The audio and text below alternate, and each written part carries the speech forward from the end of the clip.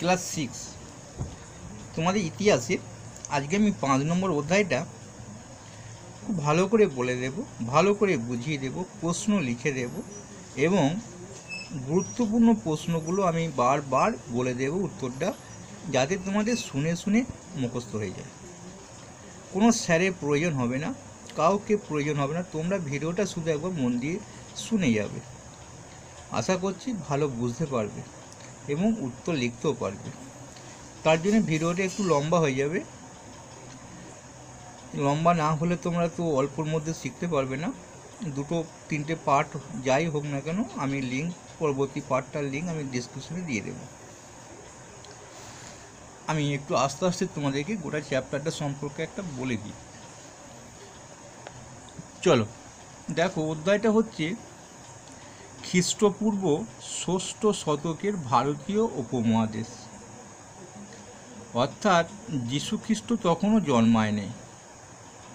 600 বছর মোটামুটি সেই সময়কার, জন্মানোর আগে, অর্থাৎ যখন থেকে আমরা খ্রিস্টাব্দ গণনা করছি, আজ 2022 সাল এখন হয়তো, তা এই 2000 সালের আগেও 600 বছর, সেই সময়ে কেমন রাষ্ট্র ব্যবস্থা ছিল ভারতীয় উপমহাদেশে।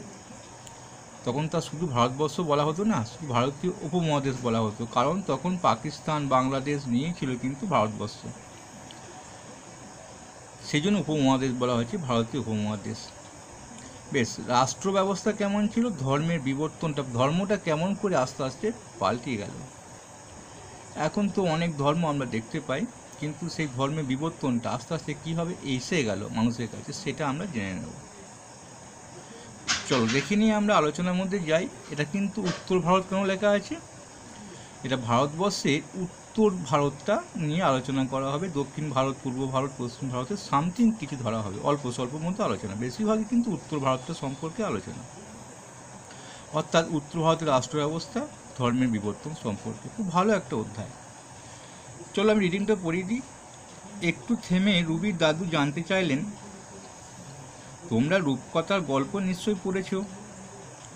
আজ দাদু ওদের রূপকথার গল্প শোনাচ্ছেন।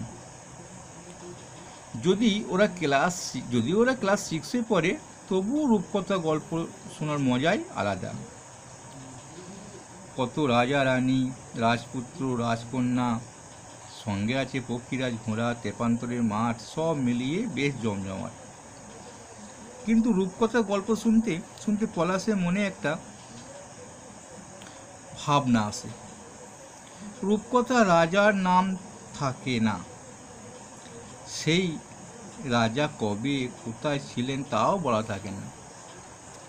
দিদিমণি বলেছিলেন রূপকথা ইতিহাস নয়। পলাশের খুব জানতে ইচ্ছা করে ইতিহাসে রাজা রানীদের কথা। পরদিন ক্লাসে সেই কথাই জানালো পলাশ। দিদিমণি বললেন, বেশ তো, তাহলে এসো আমরা রাজার কথাই শুনি। অর্থাৎ রূপকথা, সেই যে চকমকি লাঠি কাঠি সে ঠিকিয়ে দিলে দস্যু তৈরি হবে আর রাজকন্যা হারিয়ে যাবে, সেসব শোনাইছিল। রাজা রানীর কথাটা কিন্তু, অর্থাৎ তোমাদের কি বলতে চাইলো, এটার মধ্যে বলতে চাইলো রাজা কিভাবে সৃষ্টি হয়েছিল, সম্রাট কিভাবে সৃষ্টি হয়েছিল, সেটা তোমরা একটু জেনে নাও। চলো আমরা দেখি নিই। এবার রাজা বোঝাতে গেলে, সম্রাট বোঝাতে গেলে একটুখানি জানতে হবে। যেমন ধরো প্রধান বলতে গেলে তো কিছু বুঝবো না, একটা গ্রামের কথা বলতে হবে, কয়েকটা গ্রামের যিনি হত্যাকর্তা, অর্থাৎ যিনি জনপ্রতিনিধি, তো গ্রামটা জানতে হবে। সেই জন্যই বলছে আর কি, এখানে একটা জনপদ সম্পর্কে ধারণা দিয়েছে, অর্থাৎ গ্রাম সম্পর্কে। প্রাচীন ভারতে গ্রামের চেয়ে বড় অঞ্চলকে জন বলা হতো, অর্থাৎ তখন গ্রাম ছিল না। বোঝাতে চাইলো যে এখন যেমন গ্রাম, তার চেয়ে একটু বড় অঞ্চলকে জন বলা হতো। সেই জনকে কেন্দ্র করে গড়ে উঠেছিল ছোট ছোট রাজ্য, অর্থাৎ যেমন গ্রামকে কেন্দ্র করে গড়ে উঠেছে একটা অঞ্চল, তেমনি জনকে কেন্দ্র করে গড়ে উঠেছিল ছোট ছোট রাজ্য।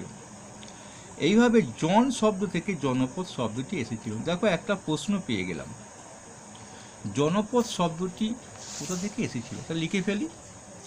1 নম্বর প্রশ্ন, আমার সঙ্গে সঙ্গে লিখে নেবে, জনপদ শব্দটি কোথা থেকে এসেছিল?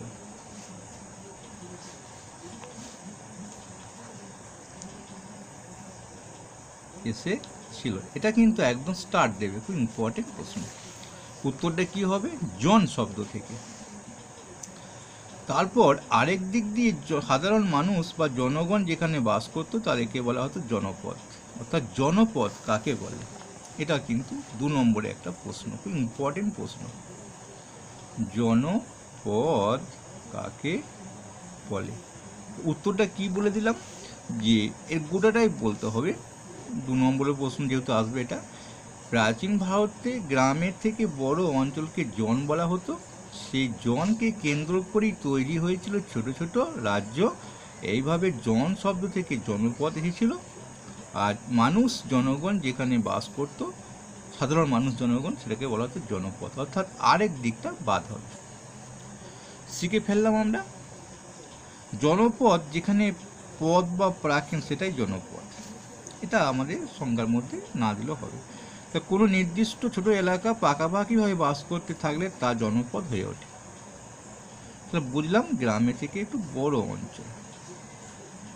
বেশ, খ্রিস্টপূর্ব 6ষ্ঠ শতকের গোড়ার দিকে ভারতীয় উপমহাদেশে এইরকম অনেকগুলি জনপদের কথা জানা যায়। গোটা ভারতবর্ষটা তো কম নয়, অনেক বড়, তাই অনেক জনপদ থাকবে ছোট ছোট গ্রামের চেয়ে একটু বড় অঞ্চল নিয়ে। সেসব জনপদগুলি অনেক সময়ই পরিচিত হতো সেখানকার শাসক বংশের নামে। অর্থাৎ কী নাম দেবে? তাহলে সেখানকার যেটা শাসক, যে শাসন করে, তার নাম অনুসারেই সেই জনপদটার নাম হতো। তাহলে একটা প্রশ্ন তোমরা শুনে নাও, যেটা লেখার দরকার নেই, ছোট্ট প্রশ্ন। জনপদগুলির নাম কেমন করে হতো? শাসকের বংশের নাম অনুসারে, শাসক বংশের নামে। এটা কিন্তু খুব ইম্পর্টেন্ট নয়, তো শুনে নিলে। ওই জনপদগুলি ভিত্তি করেই পরের দিকে বড় বড় রাজ্য তৈরি হতো। অর্থাৎ সেইগুলোকে কেন্দ্র করে আস্তে আস্তে বড় বড় রাজ্য তৈরি হবে। গ্রামগুলো বাড়ে, যেমন বাড়তে বাড়তে এলাকাগুলো বাড়তো, যে রাজ্য তৈরি হতো। রাজ্য সম্পর্কে আমরা শিখে নিলাম, রাজ্য কীভাবে তৈরি হতো। প্রত্নতাত্ত্বিকবিদরা ভারতীয় উপমহাদেশে কয়েকটি জায়গায় মাটি খুঁড়ে এরকম জনপদে খোঁজ পেয়েছেন। প্রত্নতাত্ত্বিক কারা? যারা মাটি খুঁড়ে মানে ঐতিহাসিক কিছু ঘটনা, পুরোনো দিনের ঘটনাগুলো বার করতে বলে দিতে পারে, প্রত্নতাত্ত্বিকবিদ বলে। মগধের মধ্যে কয়েকটি জনপদ আস্তে আস্তে মহাজনপদে পরিণত হয়েছিল। দেখো মগধ, মগধের মতো কয়েকটি জনপদ আস্তে আস্তে মহাজনপদে। তার ছোট ছোট গ্রাম নিয়ে হতো, একটা এলাকার বড় অঞ্চলকে জন ছিল, জন থেকে একটু বড় হয়ে গেল জনপদ। তো অনেকগুলো জনপদ যখন হতো, সেটা নিয়ে একটু মহাজনপদ, কয়েকটি জনপদ আস্তে আস্তে মহাজনপদে পরিণত হতো। বেশ, চলো এরকম ধরে আমরা শিখে পেলাম মহাজনপদ কীভাবে মানে সৃষ্টি হয়েছিল। খ্রিস্টপূর্ব 6ষ্ঠ শতক জনপদের ক্ষমতা ক্রমে বাড়তে থাকে। আর তো বাড়বে তো 6ষ্ঠ শতক নাগাদ, মনে রাখবে, যখন কিছু কিছু জন্ম হয়নি, খ্রিস্টপূর্ব বলছি। সেখানকার শাসকরা যুদ্ধ করে নিজেদের রাজ্যের সীমানা বাড়াতে থাকেন। শাসকের কাজই তো ওই যুদ্ধ করবে, সীমানা বাড়াবে, সীমানা বাড়ালে সেখানকার খনিজ সম্পদ, সৈন্য সব পেয়ে যাবে। এটা কিন্তু আগে ছিল। এই ছোটো ছোটো জনপদগুলি কয়েকটি পরিণত হয়েছিল বড় রাজ্যে। ওই বড় রাজ্যগুলি কি মহাজনপদ বলে। তো মহাজনপদ কাকে বলে? না, এখানে লিখবে ছোট ছোট জনপদগুলি কয়েকটি বিভক্ত হয়েছিল, সেগুলো মহাজনপদ বলে। আমি কিন্তু খাতায় লিখলাম না কেন, খুব ইম্পর্টেন্ট তেমন নয়, তবু শুনে রাখলে, দুবার শোনো, ভালো ভালো মুখস্থ হয়ে যাবে। জনপদের চেয়ে আয়তনে এবং ক্ষমতায় বড়, তাই হলো মহাজনপদ। জনপদগুলির শাসকরা ছিলেন বৈদেশিক যুগে রাজাদের চাইতে অনেক বেশি শক্তিশালী। তো বৈদেশিক যুগে যে শাসক ছিল তারা তো অতটা মানে শক্তিশালী ছিল না, তারা ছোটো ছোটো রাজ্য নিয়ে থাকতো, অনেক আগেকার কথা। বেশ, তাদের হাতে অনেক সম্পদ জমা হলো। সেই সম্পদ ব্যবহার করে নিজেদের ক্ষমতা বাড়াতে চাইলেন, ফলে লেগে থাকতো যুদ্ধ। হবে তো তাই নাকি? সবাই তো চাইবে আমাদের সম্পদ বাড়ুক, আমাদের এলাকা বাড়ুক। 1600 মহাজন, অর্থাৎ 16টা মহাজনের কথা বলা হচ্ছে, মহাজন পদের কথা বলা হচ্ছে, অর্থাৎ বড় এলাকার কথা বলা হচ্ছে। 16টা মহাজনের তোমাদের নাম মনে রাখা সম্ভব নয়। অনেক স্কুলে স্যাররা লিখে দেয়, অনেক সহায়িকায় তোমরা পেয়ে যাবে, কিন্তু এই মানচিত্র তোমরা পেয়ে যাবে, যেগুলো লাল কালিতে দেওয়া আছে সেগুলো কিন্তু 1600 মানে জনপদের সমান, মানে দেখে নিতে পারো। বেশ, চলো আমরা অত জানবো না, কারণ আমাদের বইয়ের মধ্যে কিন্তু সেটা আলোচনা নেই, তাই আমাদের জানার প্রয়োজন নেই। এখন 16টা তো ছিল, মহাজনপদ ছিল, 16টি মহাজনপদ সেই একসঙ্গে বলা হয় 1600 মহাজনপদ। এখন 16টার নাম আমরা জানবো না, কিন্তু যেগুলো খুব গুরুত্বপূর্ণ জানবো। 16টা মহাজনপদ কমতে কমতে রাজ্য নিজেদের মধ্যে সীমানা বাঁধতে চাইতো, কমতে কমতে 4টে মহাজনপদে দাঁড়িয়েছিল। ওই 4টে কথা আমরা জানব। তাহলে প্রশ্ন কিন্তু যে মানে 1600 মহাজনপদ বলতে কি বোঝো, এটা গুরুত্বপূর্ণ নয়, তবু আমি বলে দিলাম মুখে যে 16টি মহাজনপদকে একসঙ্গে 1600 মহাজনপদ বলে। একটা সবচেয়ে ভালো প্রশ্ন আসে, 16টা মহাজন কমতে কমতে কটা মহাজনপদে এসে দাঁড়িয়েছিল? 3 নম্বর প্রশ্ন।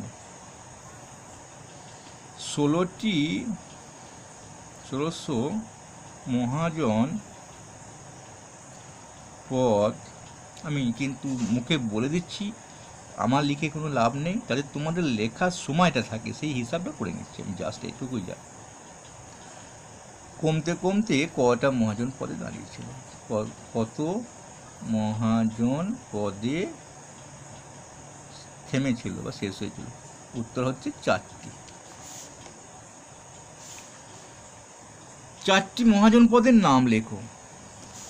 এই একটা ভালো প্রশ্ন, একটু বড় প্রশ্ন এটা। 4টি মহাজন পদের নাম লেখো। 4টি মহাজনপদের নাম লেখো। কি করে? এইটাই জানতে হবে। অবন্তী, বৎস, কোশল, মগধ। অবন্তী, বৎস, কোশল, মগধ। এই মগধ খুব ইম্পর্টেন্ট। এই 4টে মহাজনপদ নিজেদের মধ্যে যুদ্ধ করতো, বেশি খুব শক্তিশালী হয়ে গেছিল। শেষ পর্যন্ত মগধ সব থেকে শক্তিশালী হয়েছিল। মগধ কেন হয়েছিল? এটা খুব প্রশ্নে প্রতি বছর পরে মগধ কেন শক্তিশালী হয়েছিল সেটা পরের পাতায় আছে, আমি তোকে প্রশ্নটা বলে দেবো, উত্তরটা বলে দিচ্ছি। তো জানলাম 4টে ছিল, অবন্তী, বৎস, কোশল, মগধ। তোমাদের শুনে শুনে মুখস্থ হয়ে যাবে। বেশ, এই 16টি মহাজনপদে বেশিরভাগই ছিল আজকের মধ্য এবং উত্তর ভারতের অঞ্চলে। তো আমাদের আলোচনাটা কী ছিল? উত্তর ভারত নিয়ে আলোচনা।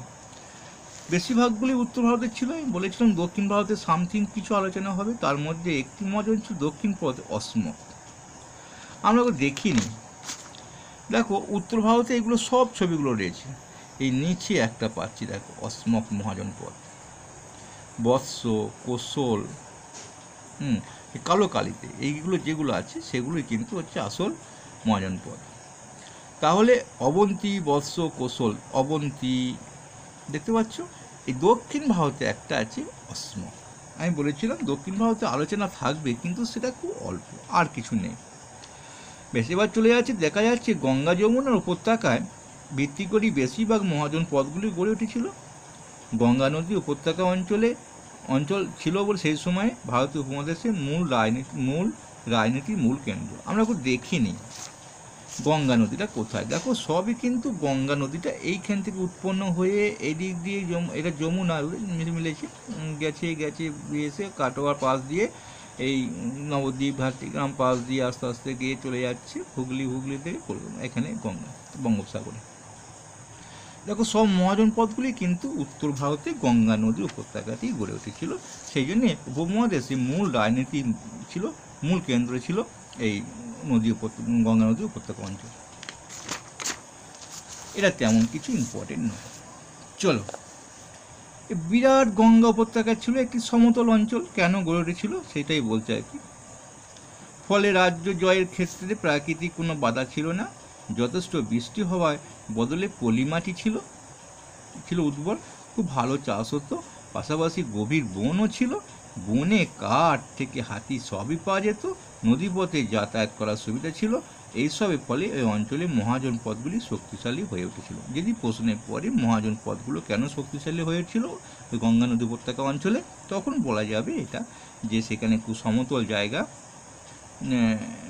ফলে রাজ্য জয়ের ক্ষেত্রে কোনো বাধা হয় না, প্রাকৃতিক বৃষ্টি যথেষ্ট হয়, পলিমাটিও উর্বর, চাষ ভালো হতো, গভীর বন ছিল, হাতি পাওয়া যেত। ঠিক মগধ ওই জন্যই শক্তিশালী হয়েছিল, আমরা পরে যাবো সেটা। তাহলে মহাজনপদ আমরা ভালো করে শিখলাম, মহাজনপদ কেমন করে তৈরি হতো, মহাজনপদের শাসন ব্যবস্থাগুলো কেমন হতো। তো সব কি রাজারা করতো শাসন? সেটাই আমরা জানি যে অতগুলো মহাজনপদের কথা শুনলাম, তার মধ্যে 4টে টিকে ছিল, 4টে খুব কি সবাই রাজা ছিল। চলো আমরা দেখি যে অধিকাংশ মহাজনপদই কিন্তু রাজা শাসন ছিল, বেশিরভাগই রাজা ছিল। তা রাজার গল্প আমরা শুনছি, বলো বেশ। সেই মহাজনপদগুলিতে বলা হতো রাজতান্ত্রিক। তাহলে যেগুলো রাজারা শাসন করত সেগুলিকে বলা হতো রাজতান্ত্রিক মহাজনপদ। শিখে ফেললে রাজতান্ত্রিক বেশ। চলো দেখি, রাজতান্ত্রিক রাজ্যগুলিতে শাসন ব্যবস্থা সবচেয়ে ওপরে ছিল রাজা। হবেই তো, রাজতান্ত্রিক যখন রাজাই তো ওপরে থাকবে। রাজা বিশেষ কোনো বংশের সদস্য ছিলেন, কোনো একটা গুরুত্বপূর্ণ বংশের মানুষ তিনি থাকবেন, এটাই কিন্তু তখন ছিল। বা তার ছেলেও রাজা হতো, এরকম। সেই বংশ বছরের পর বছর রাজত্ব করত, যেমন বাবার হলো আবার জল। ওরা তো রাজা ছিল না, সম্রাট ছিলেন, শাসক ছিলেন, মুঘল সম্রাট। কিন্তু তার আগেকার কথা যেমন দেখি, রাজারা কিন্তু তার রাজ্য করতো, কয়েকশো বছর সেই বংশে লেগে যেত। এর সময়ে তাদের হারিয়ে অন্য কেউ বংশের রাজা হতে পারতেন, তাদেরকে হারাতে হতো যুদ্ধ করে।